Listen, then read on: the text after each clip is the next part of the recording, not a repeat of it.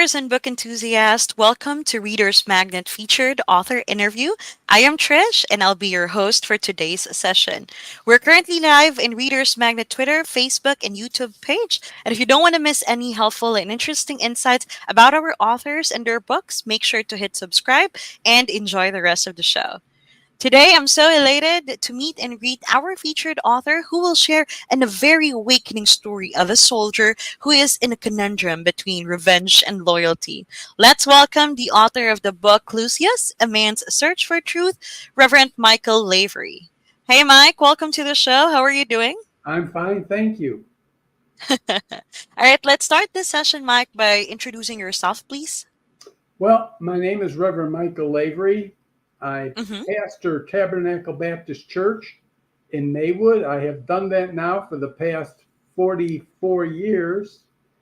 Ooh. And I'm um, uh, presently I wrote a book.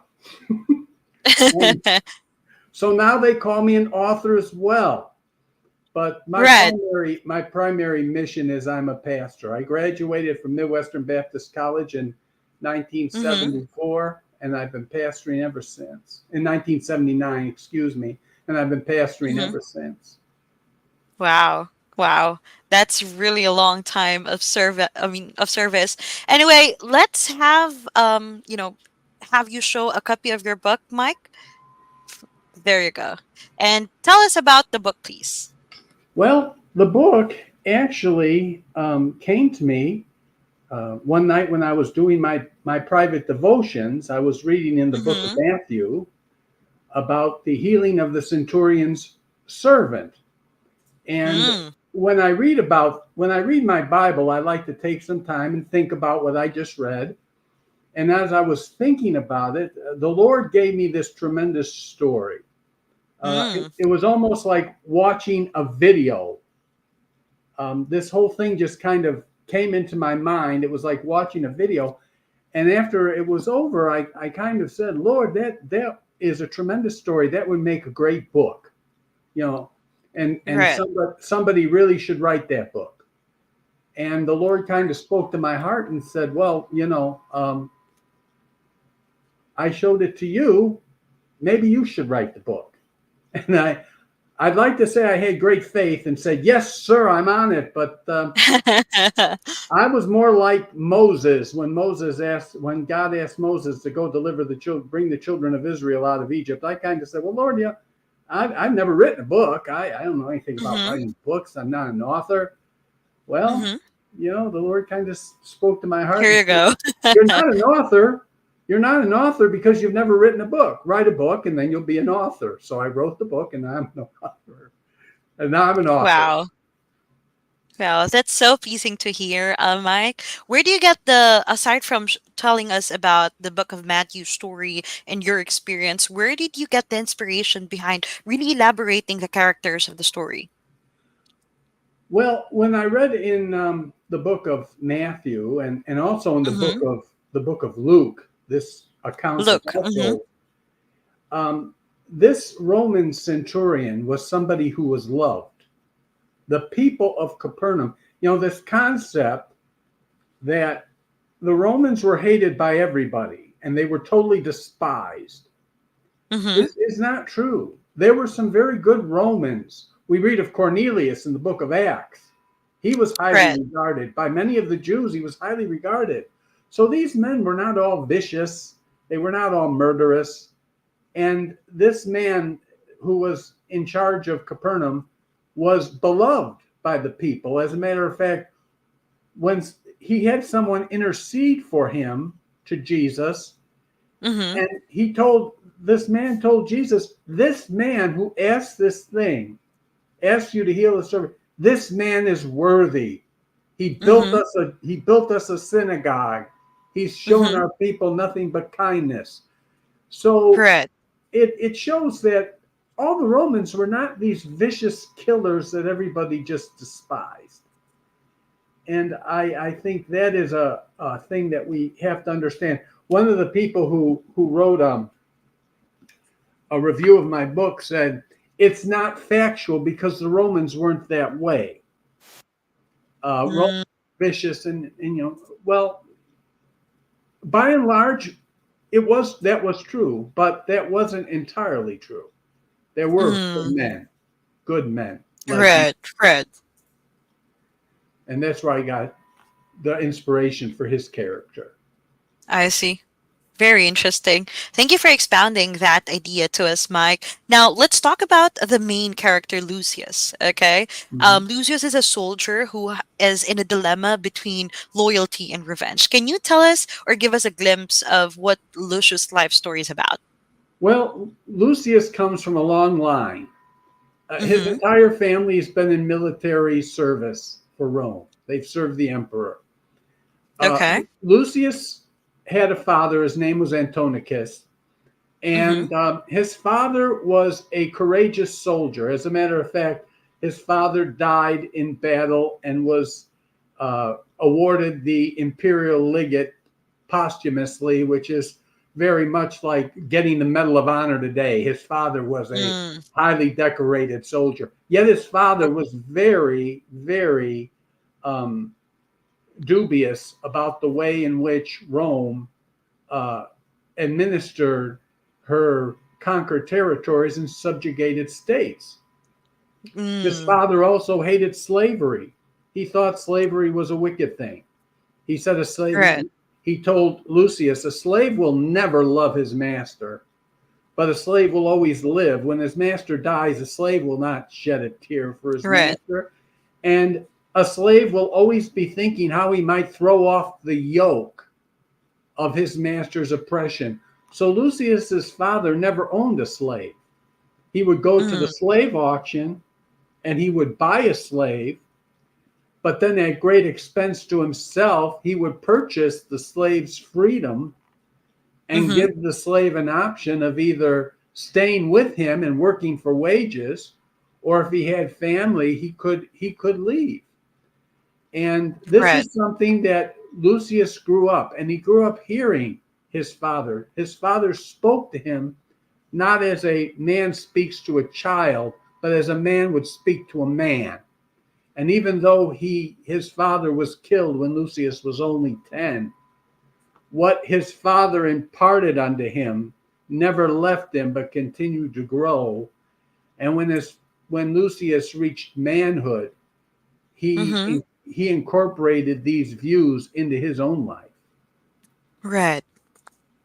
Wow. Very inspiring, Mike. Thank you for sharing that. Now, I believe that this book really doesn't just talk about fiction and a life story, but at the same time, it really tackles wisdom and being faithful. I wonder how you would relate the story of Lucius to any ordinary person in reality. Well, Lucius was a man who was in a quandary. Mm-hmm. On one hand, he served the iron fist of Rome. On the other hand, he despised many of the things that Rome stood for. Mm-hmm. So what Lucius had to do was he grappled with this and he didn't know what to do. He was completely Right. confused and he sought for truth because his father sought for truth and Correct. his father instructed him to seek for truth, but Lucius really he didn't know if you could find truth. He didn't know if there was a truth out there. Yeah. And he was just extremely confused and extremely disheartened. And he came to find truth when he was State your benefits today and when contact he details. was oh excuse me That's okay. when he was transferred. Mm-hmm. Lucius was an old man. He'd fought in many battles. His body was horribly scarred and damaged by his years of serving the emperor.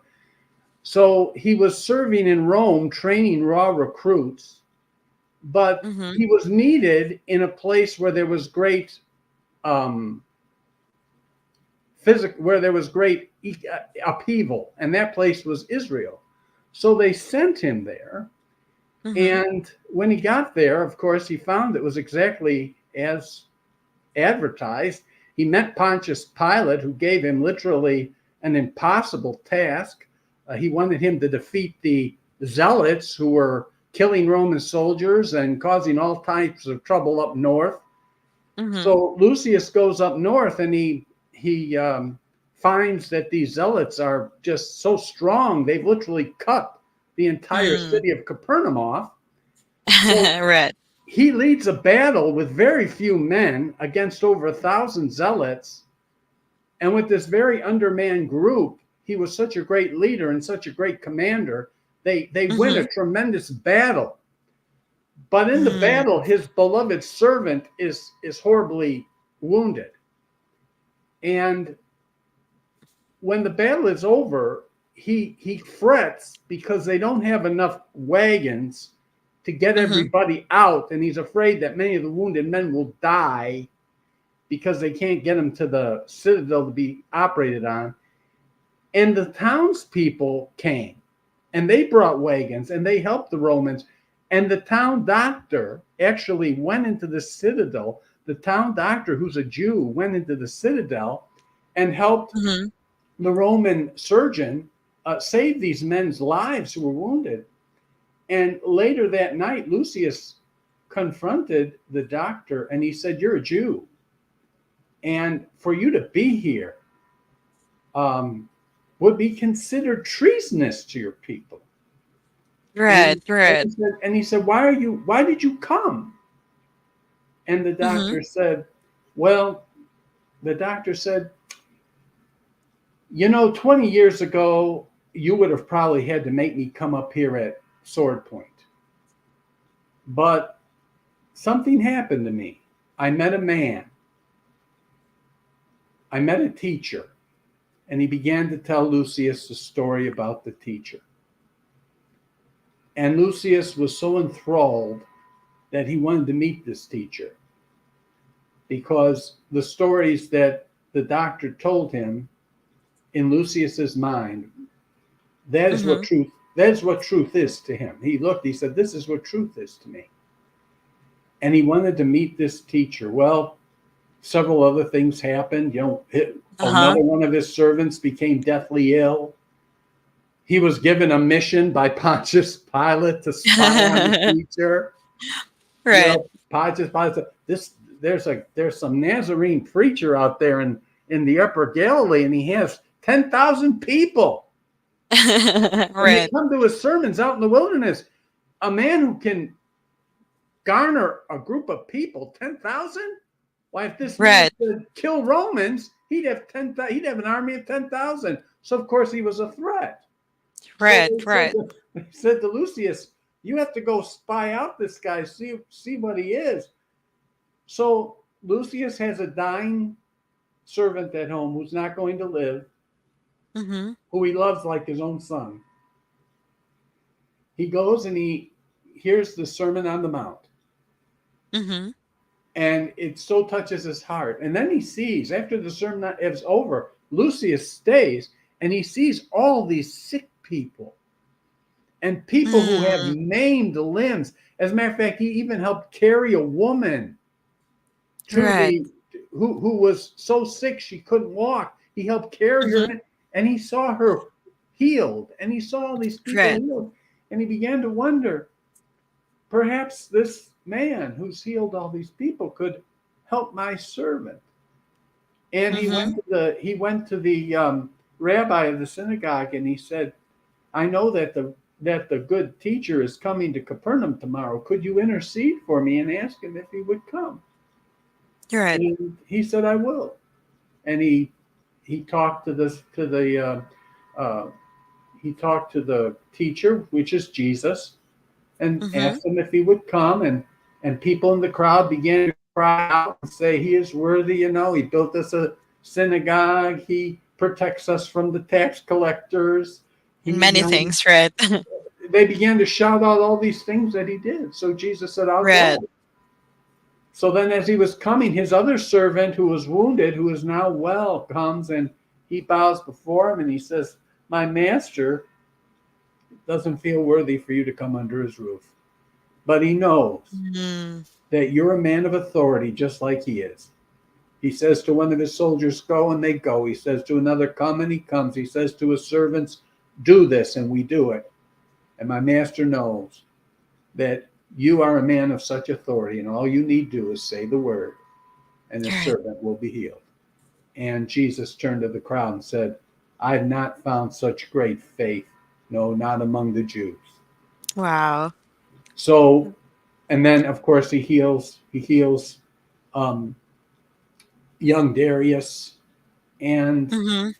G, and of course it winds up where Pilate calls in Lucius, because Lucius is his right hand man, and he says, I Mm-hmm. want you to go with me to Jerusalem for the Passover because we're expecting trouble, because we hear Yeah. that the teacher is coming, and Right.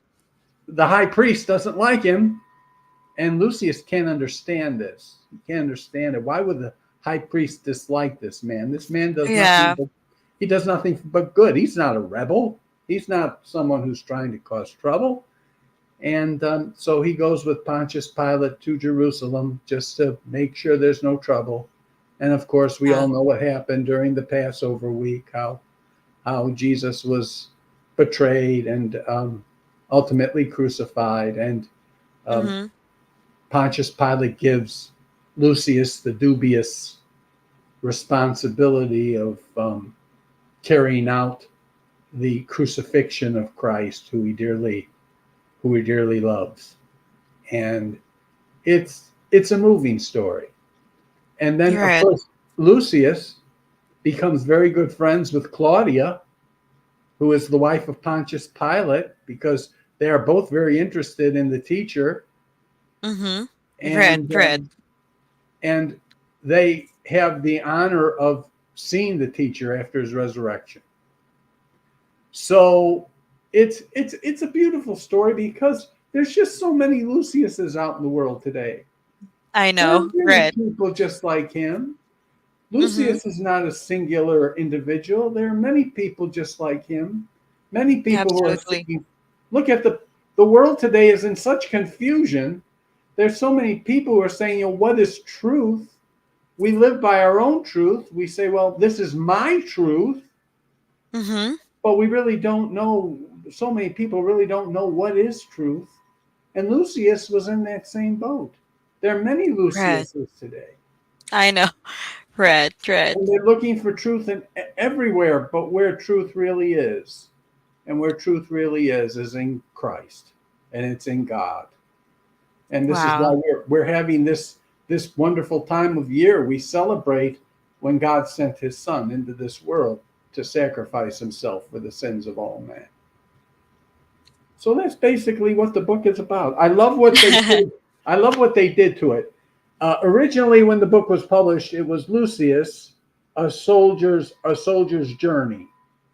Mm-hmm. But when I gave it over to Reader's Magnet to publish, they put Mm-hmm. Lucius, a soldier's journey, just like the original, but they also put this little on top, a man's search for the truth, which is Right. exactly what it is. Lucius is searching. He's searching for the Wow. truth. And Absolutely. the picture shows a man looking into the sun, but he's blindfolded. He's got a blindfold Mm. on. He's looking into the sun, but he's blindfolded. And Wow. it's a perfect picture of a man who wants to see the light, but he's blindfolded. And it's not until he meets Right. Jesus and Jesus takes the blindfold off that he can Mm-hmm. actually see the light. And we all Wow. need the blindfold taken off. And there's so many Absolutely. people today walking around with the blindfold on. Right. Michael, thank you so much for sharing that wonderful story of Lucius. And I believe and I agree that many people right now really tends to be blindfolded and we all need to know the truth. And thank you so much for using the story of Lucius really to elaborate what the scriptures really telling us. Well, thank Now, you, Trish, for letting me. absolutely, no problem. Now, here's the last question I have for you. The story implies so much courage, so much seeking of truth, and so much wisdom. How would you like your readers to get influenced by the story of the book, Mike? Well, I would like them to realize that um, good men Good Mm-hmm. men, like Lucius. Lucius was a good man. He was Mm-hmm. loved. His servants loved him. They loved him dearly. Um, he was a good man, loved and beloved of all, but he still needed the truth. You know, there's so many good people out there who think that because they're good, they don't need truth. They're able to make their own truth. They're able to find their own way. Lucius was a good man, but he was still walking in the dark. And there are a lot of good people out there. It's people who need to find truth are not just, well, you know, the people out there who are confused, the people out there who are bad. They need to find the truth. Yeah, they need to find the truth, but so do good people. I went to church all my life. I went to church all my life and didn't really know the Lord. Didn't really know the truth. I was a good man, but I didn't know the Lord until one day somebody asked me. Somebody asked me if I knew I was going to heaven when I died. And I sat there for 15 minutes with this look on my face. My mouth was open, my tongue was hanging out. I went to church every Sunday. And Right. finally I said, well, you know, I think I'd go to heaven because I'm a pretty good guy. And they said, nah, that's not going to get you there. You need to know the truth. Lucius was a good man. He was a good man. Many people would have said he's a stellar man, but he still needed to know the truth. He was still blindfolded. And it wasn't until he Yeah. met the Savior that his blindfold was taken away. And that's what I think is important. And that's what I want people to get from this book. And that's why I wrote it. That Wow. they might find that it's not just it's entertaining. Everything you'd Mm-hmm. want is in this book. There's romance, there's Action. action, big battle. Uh, Uh-huh. Lucius gets into a fist fight with one of his own men. They have this big fist fight, knock him down, drag him out. A lot of action, a lot of Whoa. excitement. But so it's not just like a Bible story from cover to cover. Uh-huh. But the main emphasis of it Mm-hmm. is through it all, you need to find Jesus. You need to find the Lord. And that's the main emphasis of it. And that's it's more than just entertainment. It's Right. something that can give you a life direction Absolutely. and that will lead you to the truth that Lucius Right. so earnestly sought. Wow. Mike, thank you so much for sharing the story of Lucius and thank you for writing it. And thank you so much for your presence in the show. We're all excited to hear more of you for the upcoming The Festival of Storytellers. I believe that's going to be on January 22 to February 4, where Reverend Michael Lavery will tell us and show us the in depths of the story and we'll learn more from him. Where can we purchase a copy of your book, Michael? Well, it's right now. It's available on Amazon. You can Amazon. purchase it on Amazon. You can purchase it from Barnes and Noble. It's also Mm-hmm. go to Barnes and Noble's website. It's also there, and you can get it from my good friends at Reader's Magnet. You can get it there. Reader's Magnet Bookstore website. Yes. Mike, thank you so much for being on the show. We're blessed and we're very inspired to know the story of your book. And thank you so much, sir, for writing it with all of your heart. Okay? Well, thank you, Trish. I've enjoyed it. Thank you very much. Absolutely. There you have it, everyone, ladies and gentlemen. Reverend Michael Lavery, author of the book Lucius, A Man's Search for Truth, A Soldier's Journey. Thank you so much for being on the show, Mike. Till next time, have a great day, okay? God bless you, Trish. God bless you. Thank you.